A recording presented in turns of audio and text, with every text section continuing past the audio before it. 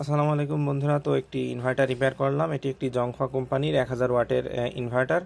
তো এটা আমরা ইনপুট সাইডে যে 4টা ডিসি মসফেট থাকে 4টাই চেঞ্জ করছি, এবং আউটপুট সাইডে যে আমাদের হাই ভোল্টেজ মসফেট থাকে এটা চেঞ্জ করছি।